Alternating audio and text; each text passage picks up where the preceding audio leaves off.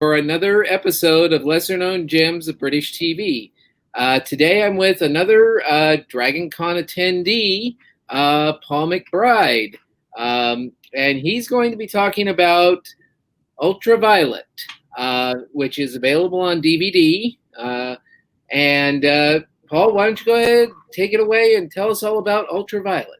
Sure, thanks, Mark, and hello, Dragon Con. Ultraviolet was a show back in 1998, and it's a crime thriller set in the near future with a backdrop of the impact of climate change. And it quickly changes into this conspiracy story involving vampires.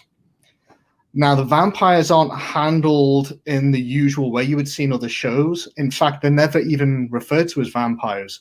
So the show goes for a more modern scientific approach. And it doesn't feel like a horror show. This keeps that tone of being a very bleak, very serious, mature thriller.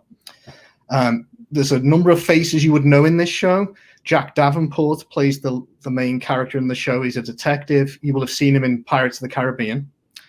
And also Idris Elba is in it. You get to see him as a vampire hunter. And his character is not a million miles away from Luther. So if you like that show, you're going to love this one.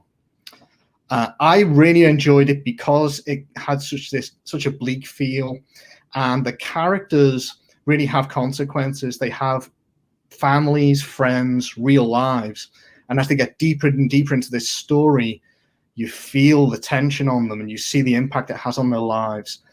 It's a fantastic show, only 6 episodes, and it was one season. They wrapped it all up in one shot. And they didn't really waste any time with it. It's a complete story, and I wish it had more love. Yeah, I was kind of surprised when I looked it up because I was not familiar with it at first.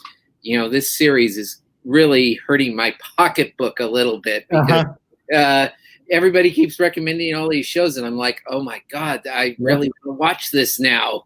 You know, I was surprised at how many people were in it.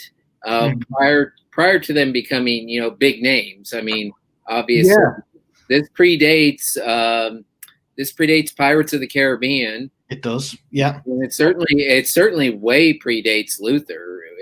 It does, and also for a bit of trivia as well, it has a small appearance, small but important appearance by Stephen Moyer, who went on to play Bill Compton in True Blood. So this was his first vampire show. Yeah.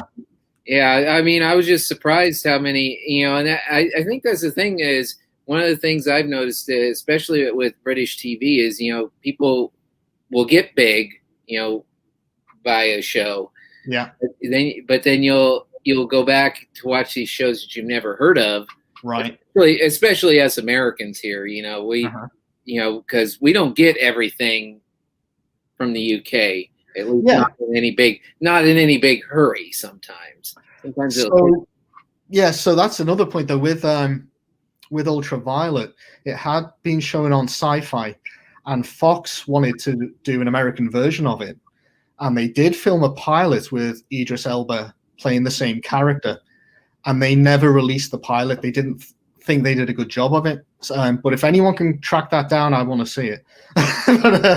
A lot of times those pilots sometimes will come out. You never know how they get out, but it's like, but then some are just like buried and you never see them. So it's really weird how that sometimes works. Yeah. So, but yeah, I mean, once again, this series is costing me a lot of money.